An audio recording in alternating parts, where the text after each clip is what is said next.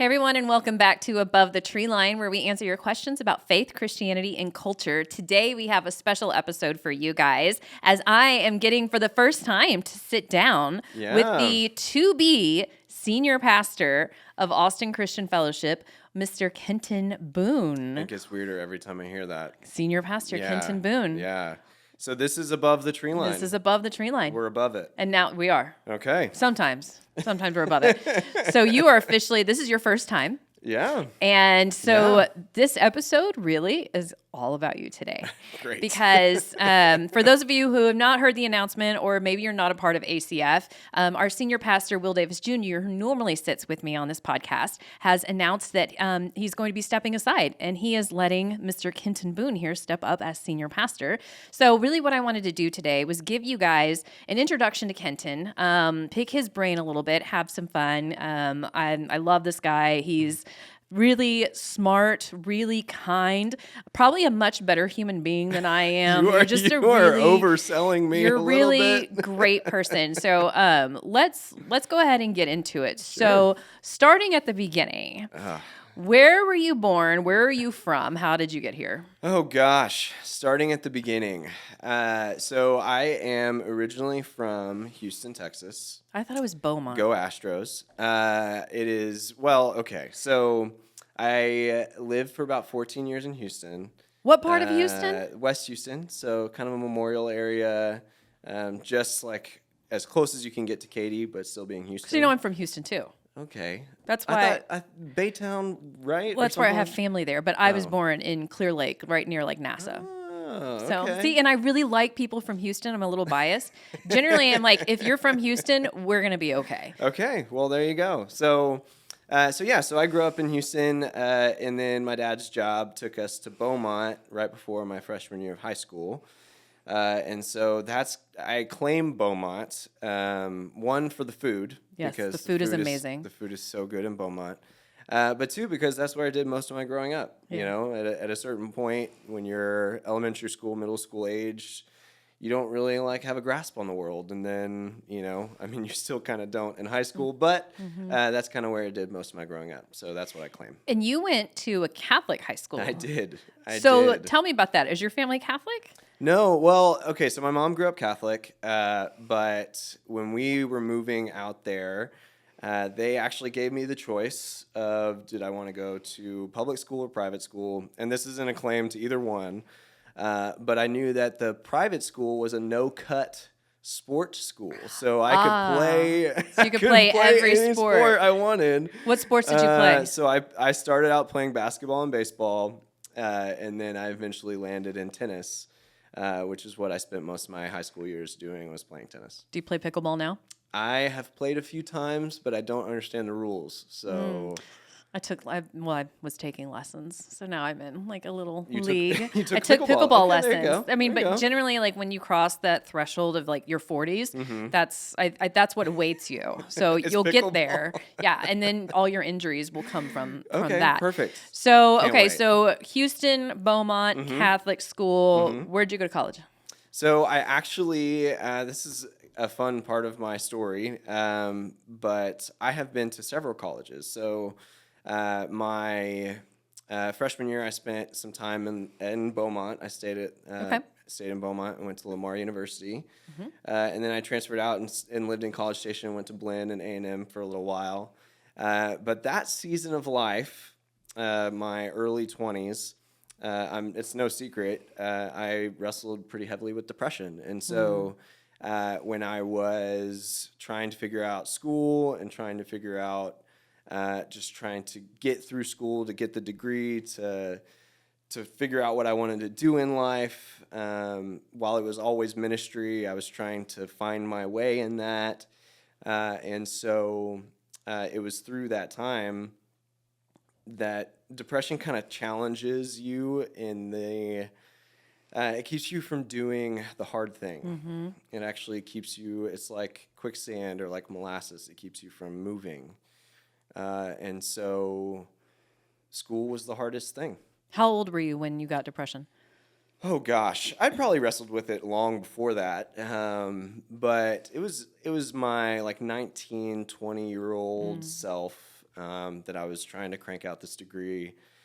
What And were just you was studying? really wrestling. Environmental studies, actually. Environmental. Okay. Yeah, so it was my grand plan to just do summer camp stuff for my adult life, which I love summer camp. That's another big part of my story, is that I served at a summer camp, and Like a Christian summer camp. yeah, Okay. yeah, but I also served as part of outdoor education at that summer camp. So Like what kind of stuff are you learning out, like about plants and stuff? yeah. Okay. So environmental studies is very much like it's everything environmental. Okay. But what I was doing in outdoor education was I was teaching like herpetology and ornithology, which is like snakes and Never birds. heard those words before. Okay. Yeah, so Okay. I know a lot about snakes and I know a lot about birds. Like I Okay. used to handle hawks. This is so not pertinent to life Can now, you, but can you do like bird calls? no, I never Okay. got that. I never got that intense.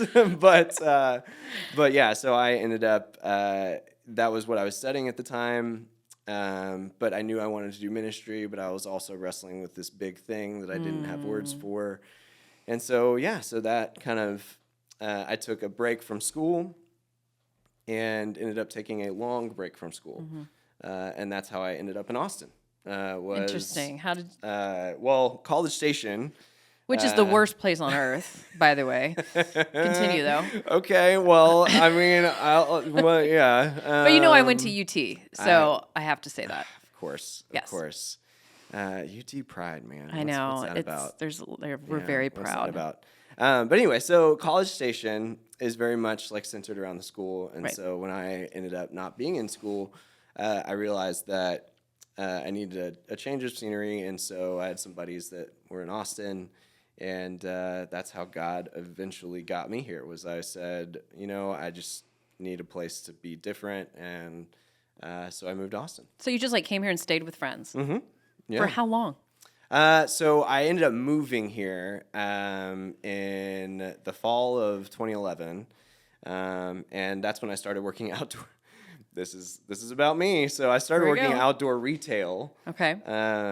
And at Whole Earth Provision Company, which was an outdoor store downtown. It's my husband's favorite store. Well, I don't. It's also blame very him. expensive. Like Patagonia, that's the only brand I really know, but it's pricey. It is. It is. It was one of those things that, again, I loved the outdoors, and I love being outside, and I love how God used us outside to show Himself to us, and so I thought, that's one way to do it is to work with people who really love it too. So all this time, you were a Christ follower throughout all of this.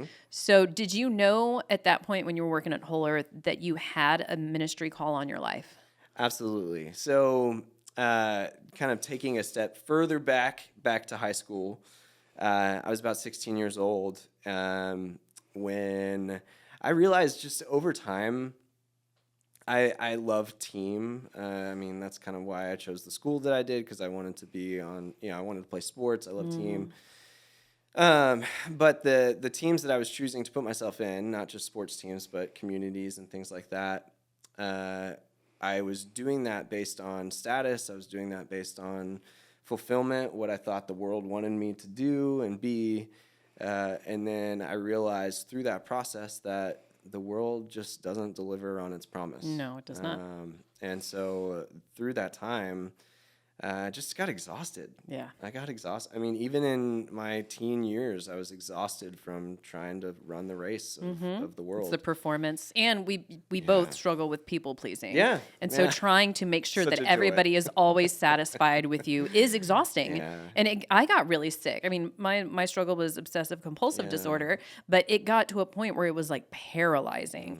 And it probably reached its peak at like the age of 21.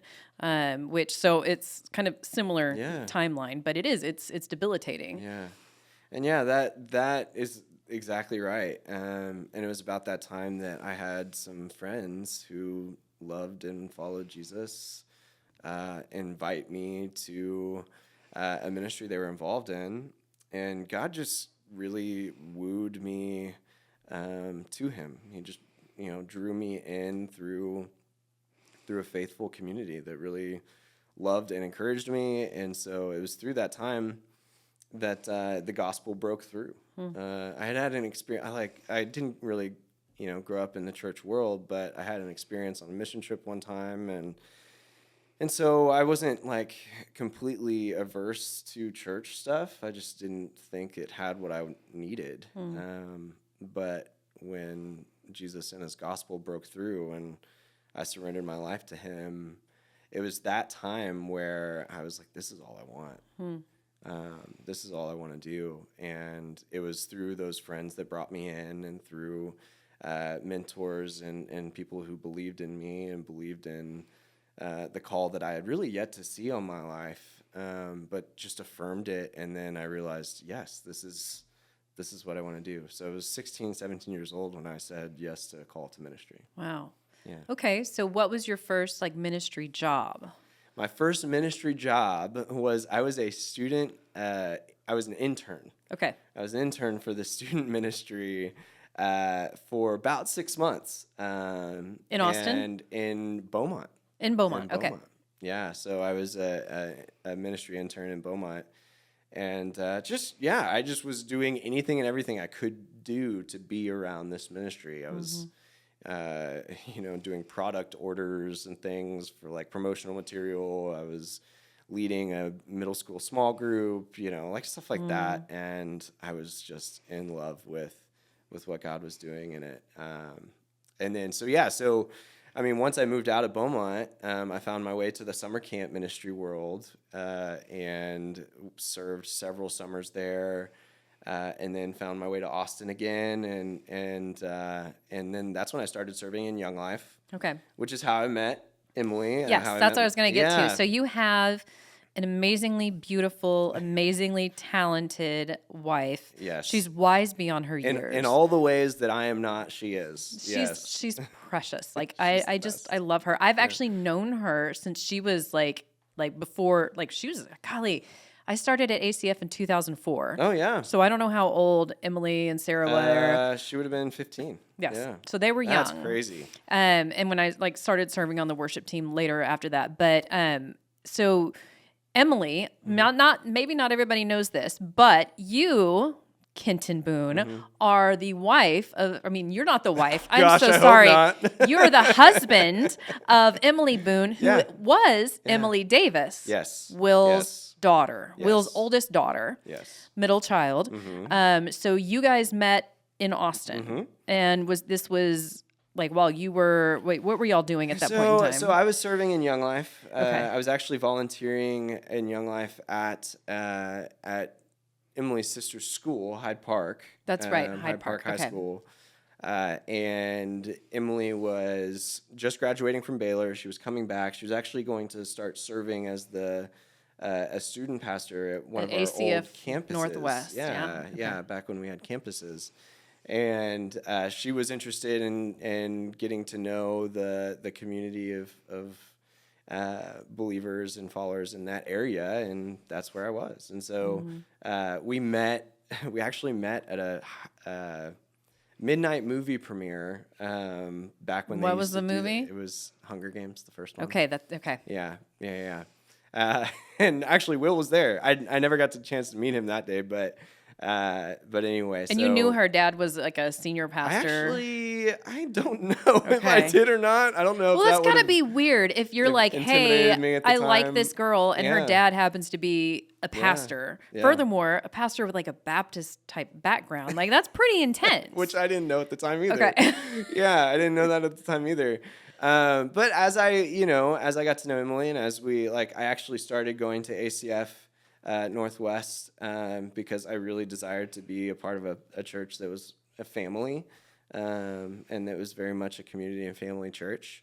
And also I wanted to hang out with Emily, so that's another reason why, But it was in that time that we hit it off, and but meeting Will for the first time was is about what you'd expect. Right. Well, I mean, if you're gonna have a if you're gonna have a pastor father-in-law, Will's probably the best one to have because he's super chill. Like some pastors I've met, they're really intimidating. Will is super relational, Yeah, fun. what you see is what you get. Yeah. And Will and Susie were very gracious to me. Very, I mean, they sat down for our first like meal together, and they asked me my story, and Yeah. that's rare, right? Yeah.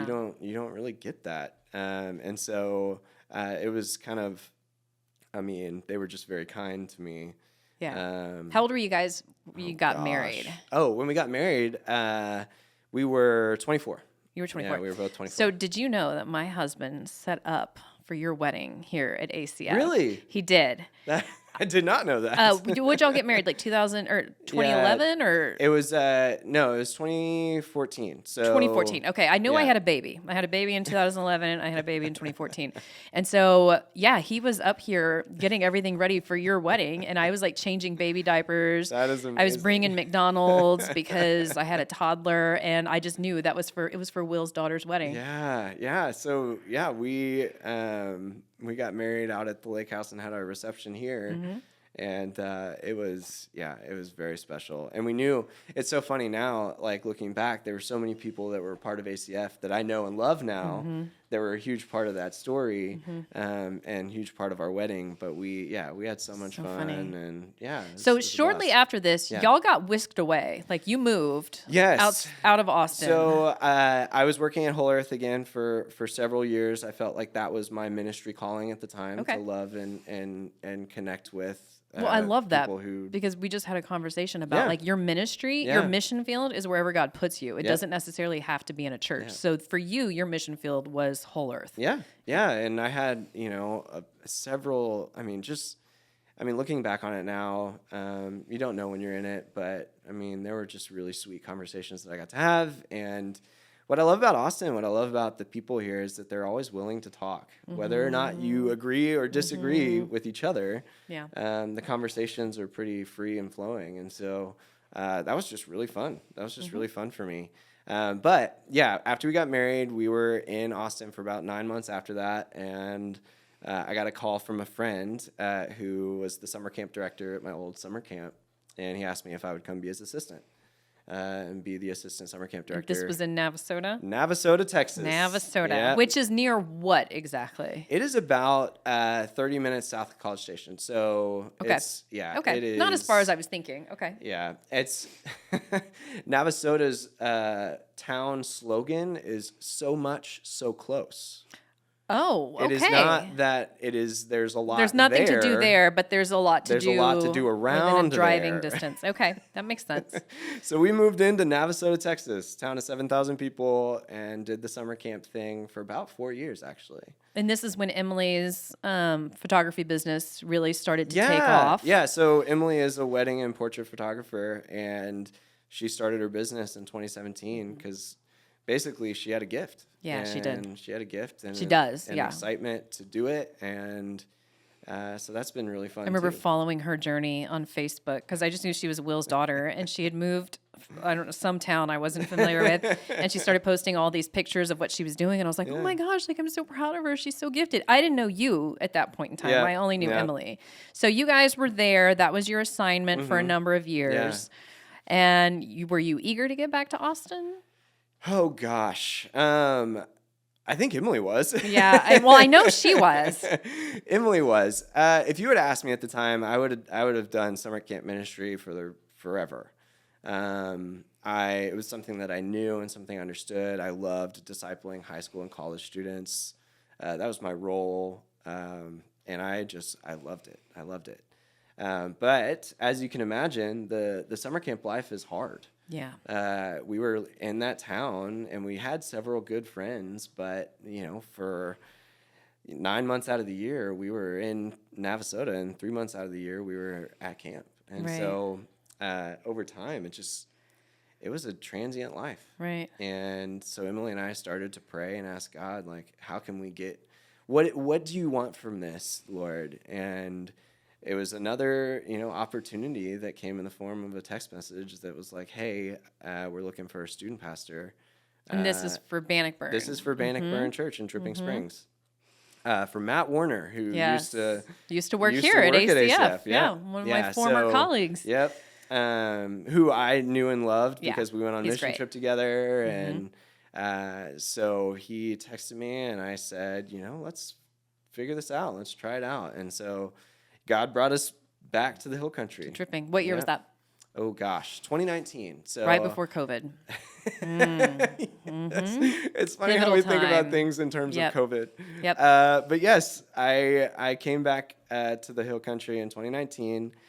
We moved into Dripping Springs, and then a pandemic hit, and we had to try and figure out student ministry in a pandemic. So that was exciting for everybody. Right. Everybody could do everything right in that season. I don't know if you remember that. Right. But, Yeah. Everybody's really happy with all the choices we made. Masks, no masks. Yeah. That was a great period.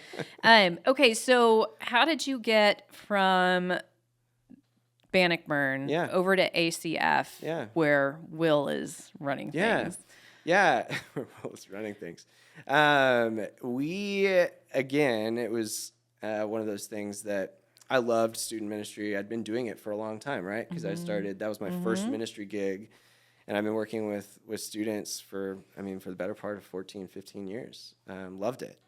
But it was another one of those things that I felt like God was moving the cloud a little bit and trying to kind of stir some things in me. Like, is this really where I'm going to plant my flag for a while? All that good stuff. And so as I was starting to ask those questions, ACF put out a posting for young adult and men's pastor. And we love ACF. We've always loved ACF. Emily grew up at this church. She loves it. I loved it even before Emily and I got married. And so we have always wanted to try and find a way back, not necessarily just to do ministry, but just to be here. Right. Because we also love Will and Susie and love the ministry that they've built here. And Emily has an incredible teaching gift. Yes. So she's on the teaching team alongside you and me and a couple other people. So she's not technically on staff, but she's on the teaching team. She preaches sometimes. She's on the worship team. Yes. She has worship every month. So you guys are very much like intertwined now with ACF. And so God did that, right? Yeah. He had to. He had to bring us back. And so we've been back at ACF it's going to be 3 years in August. So, which is crazy enough. Doesn't seem like it's been that long. I know. It feels like it's been a long time and not a long time. But we've loved ACF and we'll continue to love ACF. Okay, we're going to go a little bit over on this episode, just letting the production crew know because there's so much here. But you got the request from Will about a year ago, right? Easter. Yeah. He's starting they feel like God has revealed to them. Yes. You're the next guy here at ACF. Did that take you by surprise? It wasn't so. It wasn't kind of like a "Thus saith the Lord" thing. Like it wasn't like, Will and Susie were very gracious. They felt like God had kind of put this on them through a number of means and ways. And when they first had the conversation with us, it was like, "What do you think?" It was, and. But you had permission to say no. We had the permission to say no. I mean, we've always had the permission to say no. Except when God wants you to say yes, you don't really have the permission to say no. Right. And so, yes, I was taken by complete surprise. Emily was floored. We drove away from that lunch like just in a daze. Whole life's about to change. Because Emily, she grew up with the church. She knows. Yeah. She knows what Will and Susie have gone through. Which is amazing. I don't know if I've said this to her directly. I've said it a lot to other people, but the fact that she grew up with ACF basically as a sibling, and she knows the highs and the lows, and she's still willing to say, yes, I will do this, is incredible. Yeah. So you, at this point in time, were you in seminary? I was. So Okay. that was actually, so that's how Susie broached the question was, so I, again, because of my background in education, I had always wanted to finished a degree, and especially now that I was in full-time ministry, I just wanted a little bit more of a framework to what I knew and what I had like studied on my own. So I found a seminary program through Western Seminary in Portland, Oregon, that I was able to do in person, and which I love. Online school is not for the faint of heart. So you did in person here in Austin? It's actually in Tulsa, so I would Tulsa, go to okay, Tulsa two times a semester. But Susie was just asking me a lot about seminary, like, how's it going? Like, what are you? Do you feel like you're like encouraged by it? Are you growing in it? Like, and of course, I'm not reading into any of those comments or questions. But Emily the whole time was like, what are you doing, Susie? So I was in seminary at the time, still am, and so I'll be finishing my degree in 2 years. Okay. It'll be a master's in applied biblical leadership, which is it's a really cool program. Yeah. So you get finished with your master's. Yep, Okay. Yep. So I'll have my master's at the end of all this, and it's built for folks with current ministry calling and experience. Okay. And so because of my experiences over the last 15